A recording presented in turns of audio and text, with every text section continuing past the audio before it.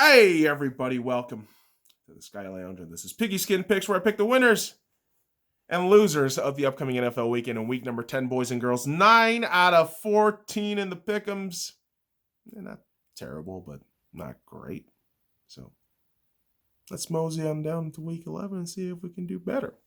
And we kick off week 11 with Thursday Night Football down in Lumen Field in Seattle, Washington, where the Arizona Cardinals will be taking on the Seattle Seahawks.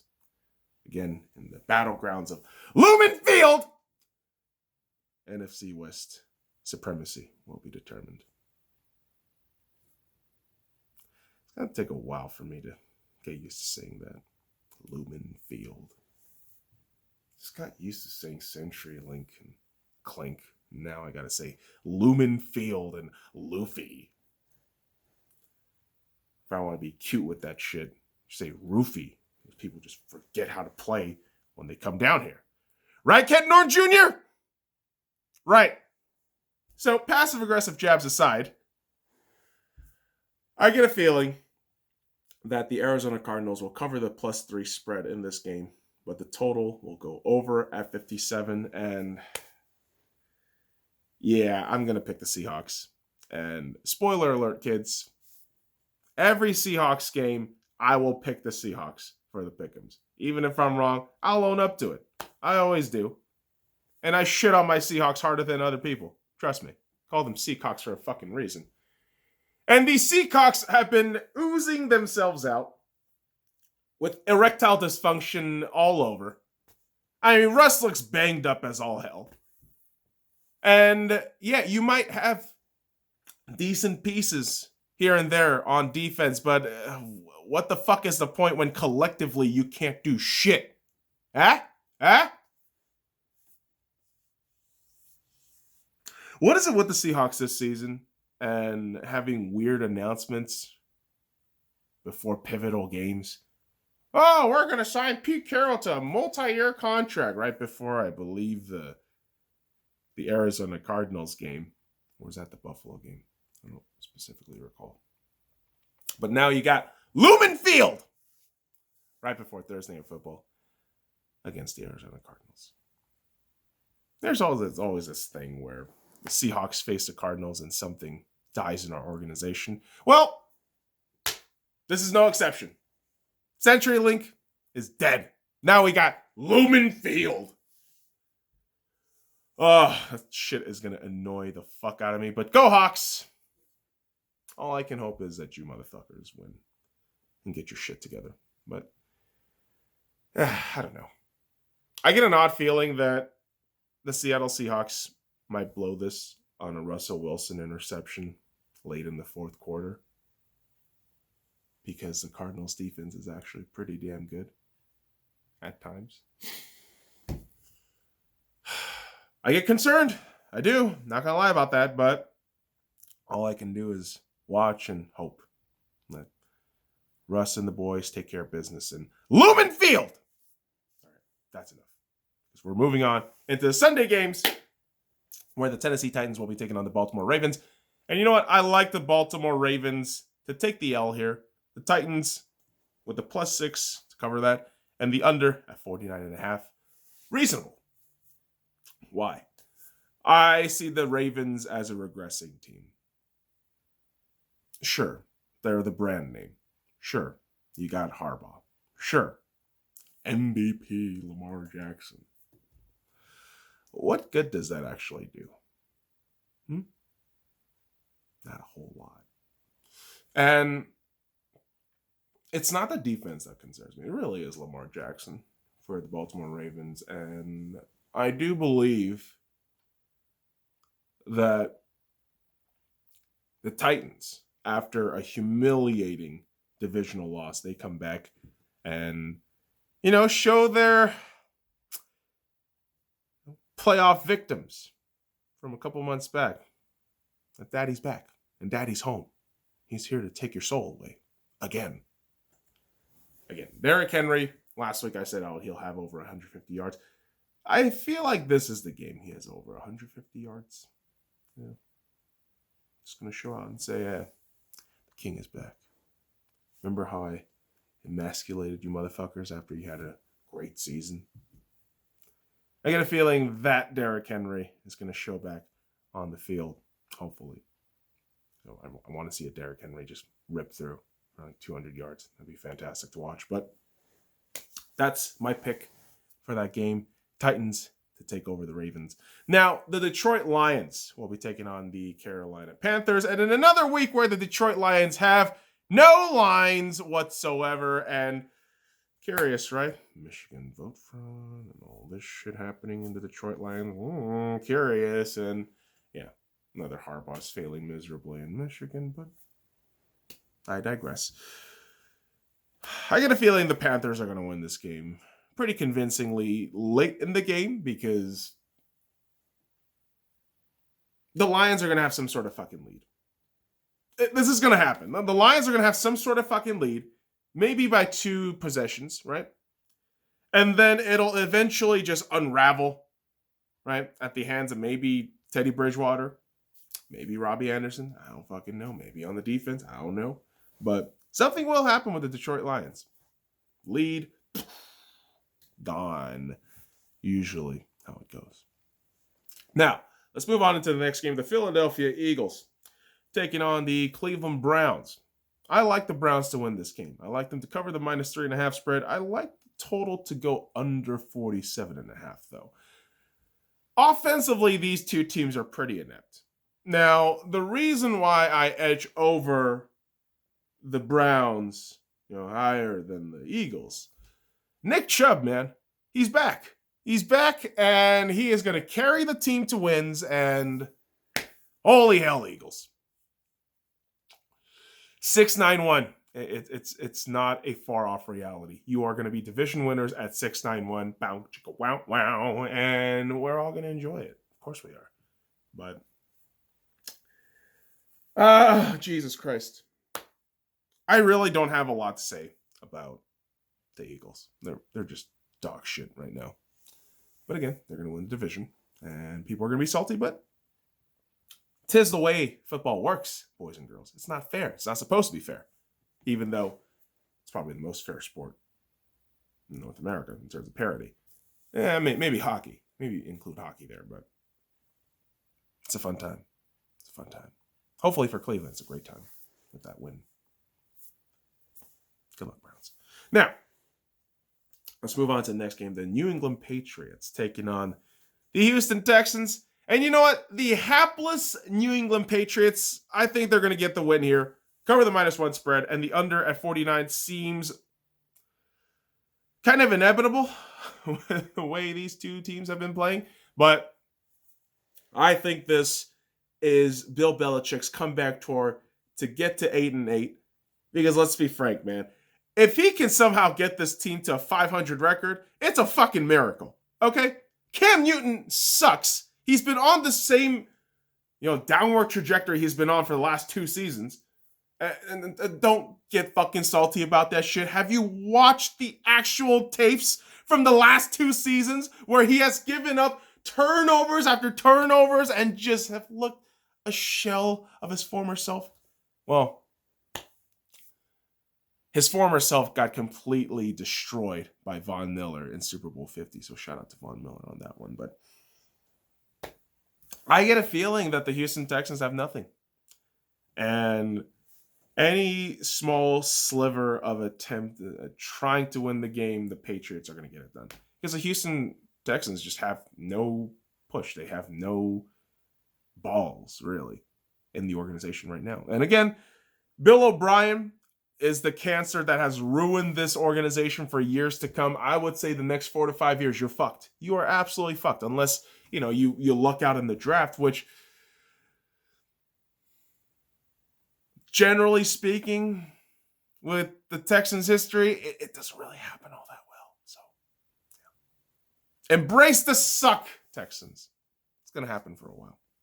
And you could thank Bill O'Brien for that and your shitty ownership for not firing him sooner. But moving on into another AFC South team that has to host a more favorable team. But you know what? The curious thing is, despite the fact that Jacksonville Jaguars are hosting the Pittsburgh Steelers, I get a feeling the Jacksonville Jaguars will cover the spread at plus 10. The total will go over 46.5.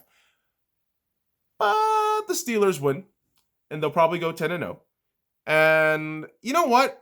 Again, I honestly do not care how many games the Steelers team is winning. I don't trust this team. I just do not trust this team. I don't know if they will actually show out and play this week, play up to their competition and their level, but I don't trust them. Even if they win, I won't trust them. There are certain teams you just watch and think, there's something really off about you. I don't know what it is. And even if you get to a Super Bowl, fine and dandy, but if you lose it, you can't tell me shit. Okay? And that's this whole feeling I get with the Pittsburgh Steelers. Maybe they get to the Super Bowl. I have no fucking idea. But at the end of the day, they are going to lose. Whether it's this week or in the postseason or in the middle of February in the Super Bowl. But I don't trust the Steelers, man. That's just me personally. Don't get your fucking panties in a bunch. I know Steelers fans are very sensitive, like fucking Packers fans. Historically dominant teams. You fan bases are the most sensitive bitches out there. So calm the fuck down. Just stating a trend that we tend to see in the NFL.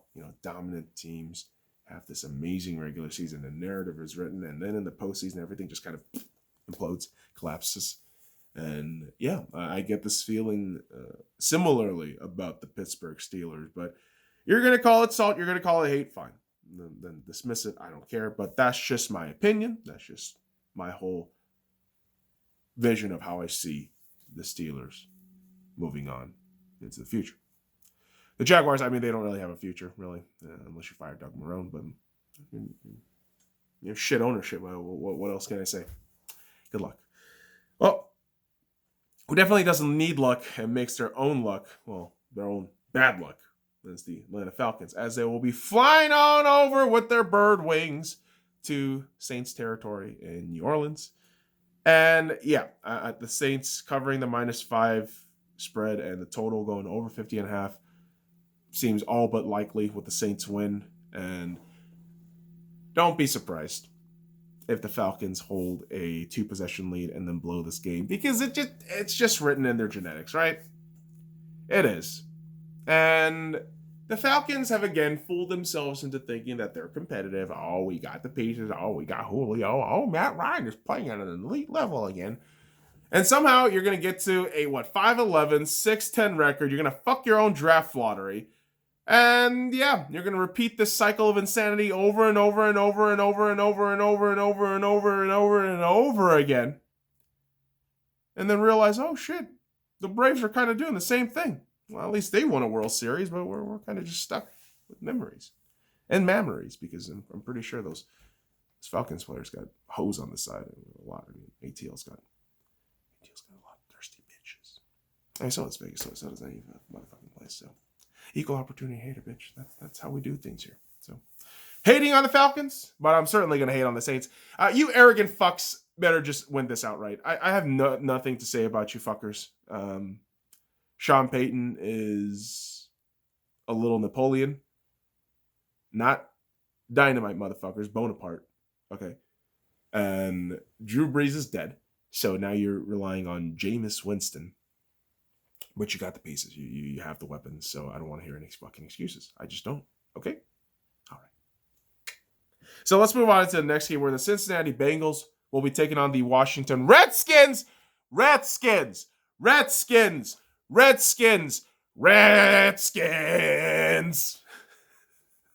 Fuck you. I'm going to say Redskins. Or you know what? If you want me to be appropriate, okay, I'll call them the DC Tinker Twats. How about that shit? Huh? Or the Washington, D.C. asshole buttfucker douchebags. The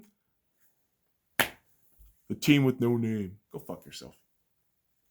And I hope Joe Burrow fucks that Washington team hard and makes that fucking asshole real red skin. You know what I mean? Penetration, friction, roughing the skin. And that's the implication there. Rough anal sex. Yes. Even though the Cincinnati Bengals are absolute dog shit, the Washington Redskins are just a mess, man. And I wouldn't be surprised if they win, right? But Cincinnati at +2, under at 46.5, seems like the kind of game where this shit goes like this, all right? Hapless first half. 3-3 kind of deal. And then you get into the fourth quarter where Joe Burrow just fucking lobs up a fucking beauty of a ball. Maybe Joe Mixon just gets some creative routes happening for him and catch that shit. They miss the PAT because Bullock sucks. They go up 9-3. And then Washington keeps on tracking down. Gets the game down to 9-6. And in the last kick of the game with 2 seconds left, they missed the field goal at about 50 yards. Couldn't you see that shit happening outright with this fucking Bungles and Washington Dickskin team? Huh? Why don't we just call them Dickskin? Isn't that less offensive to you fucking liberal pussies? Yeah. How dare you? All right, I'll move on. I won't get fucking political here. Goddamn puss bags. The Miami Dolphins will be taking on the Denver Broncos and Tua! He's going to win. It's Tua Tagovailoa, baby. Miami at -3. Total under 46. Yeah. Tua 23-7 kind of game. Why the hell not? Tua's got weapons. Tua's got the balls. And Tua's got the heart. Tua! Woo! I love me some Tua Tagovailoa, man. Oh, fantastic stuff. And I don't hate the Broncos. I don't. Hey, we fucked you. Super Bowl 48, so I'm going to treasure that memory forever. But the Broncos right now, you give them the pass, you give them the leeway because they got nothing. They're a dead team walking. Drew Lock, second year, just kind of feeling his shit out right now. I would tell you that this is a season where you look at a guy like Jerry Jeudy, you look at a guy like Drew Lock, you look at guys like maybe Bradley Chubb. Is he injured? I have no idea. But this is the whole fucking case with the Denver Broncos. Everyone's injured. Everyone's fucking out. So what can you really say? Well, individual performances and game by game. Just take it a game at a time. And if you lose, you lose. What the hell's the matter with that? You're getting high in the draft lottery. Broncos fans, come on now. I know you want to beat the fucking Chargers and Raiders from time to time, but that draft lottery looks nice, doesn't it? Yeah. You definitely use like a, I don't know, guard or fucking tackle. Just a hunch. Tua!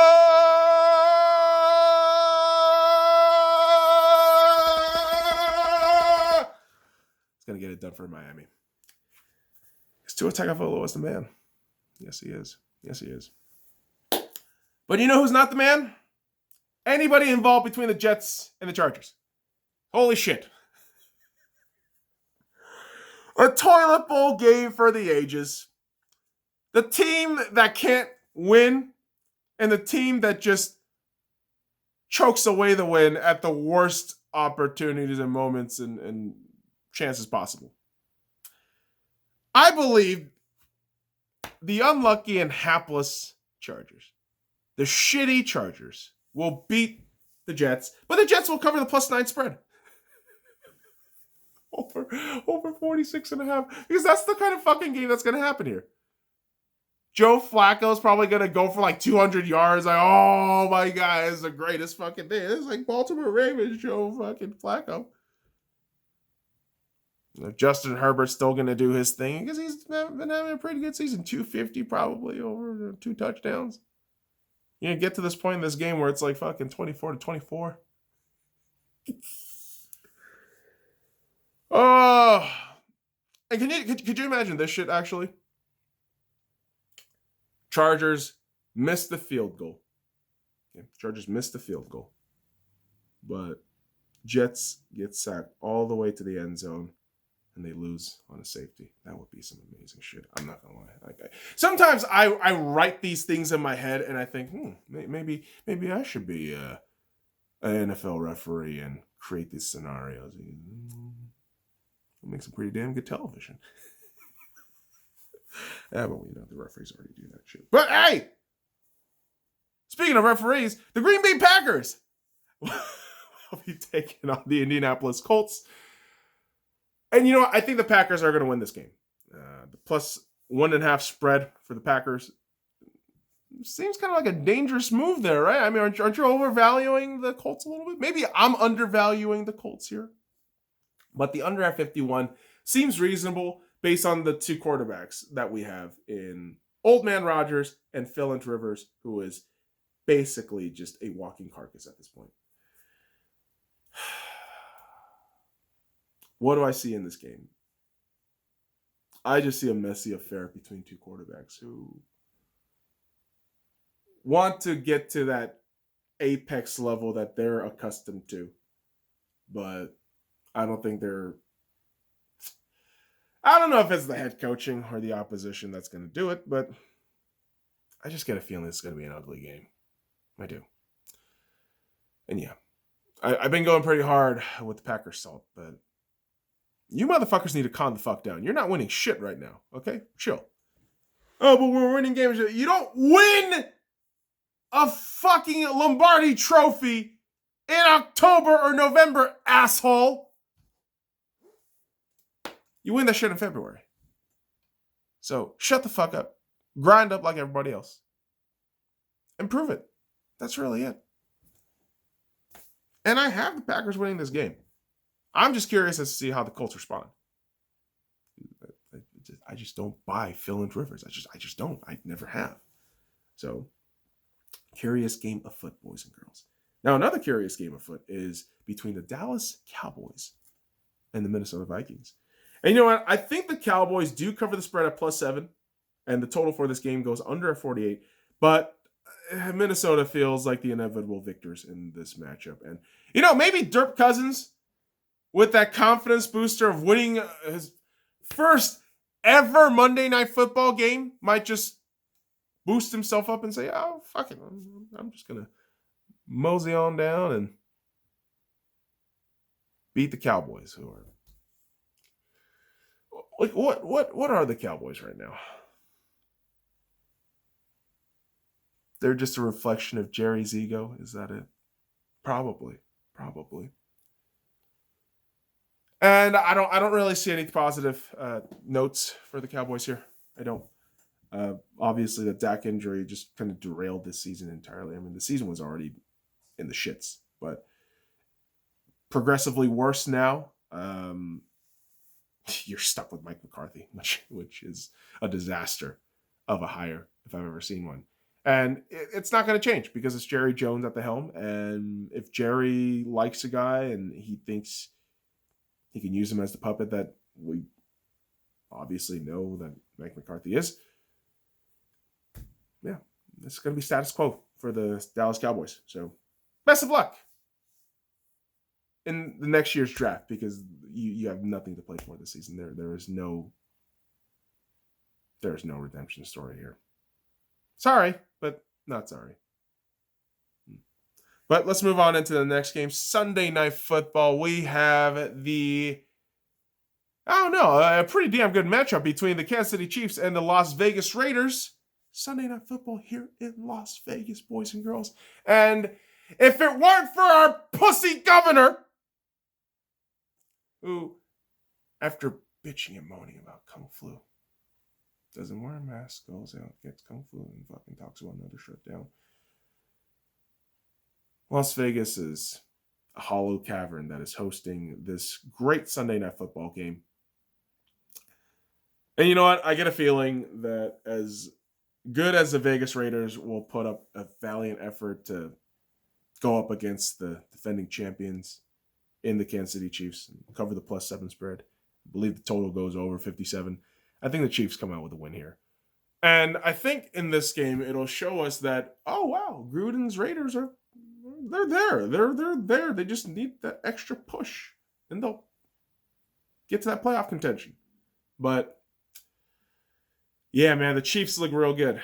Even in their losses, even in their shaky wins, I still rate the Chiefs pretty highly. And man, when you have that man, Patrick Mahomes, come on, man, you know you're gonna do it right. And yeah, I'm not trying to get overly political today. I'm gonna save that for the podcast, but yeah, Las Vegas can really use an audience there in Allegiant Stadium, and I could tell you if the Raiders had the fans on their side right now, I would mark this up as a win for the Raiders, to be honest. I mean, Vegas home fucking stadium games are absolutely insane. I mean, just head down to T-Mobile Arena during a regular season NHL game. I'm telling you right now, it's absolutely fantastic.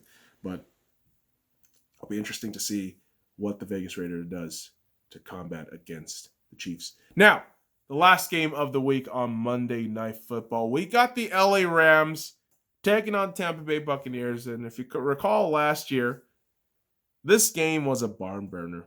40 fucking some odd points scored between two teams at over 80 fucking total. But I get a different feeling about this game where I get a feeling the Rams cover the spread at +4. The under at 48.5 seems pretty likely because both defenses have been pretty good and both QBs, it's a toss-up at times. Jared Goff is shit. Tom Brady is hit or miss now. And I get a feeling the Rams win this game. Obviously, Ronald Jones had a fucking amazing game last week, but the consistent running game that McVay has been putting up with the Rams, I think, overtakes the Tampa Bay Buccaneers. And I don't know. I always think this Tampa Bay Buccaneers team is just a very shitty Sam's Club copy of the 2017 Pro Bowl, but a lot older and a lot more mileage. And I still get a feeling that they're going to end up 9-7. And again, I've said this last week after the Bucs beat the Panthers that I could be wrong on my statement, but a lot of times I won't back down, especially not until the season's over. So I get a feeling that the Bucs are going to look decent enough, but the Rams are going to quiet these guys out. And yeah, I obviously don't want the fucking Rams to win, but there are times where it just feels like certain teams like the Bucs, they don't just look right. And certain teams definitely not looking right or looking right enough are headed into a bye week. You got the Buffalo Bills, the Chicago Bears. They're on a bye week? They're already on a bye week. No, that was the Detroit Lions, week 3. That's my fuck up. But the Buffalo Bills, the Chicago Bears, the New York Giants, and the San Francisco 49ers will all be on their bye week. So from the top, we got our picks in the Seattle Seahawks. I hope.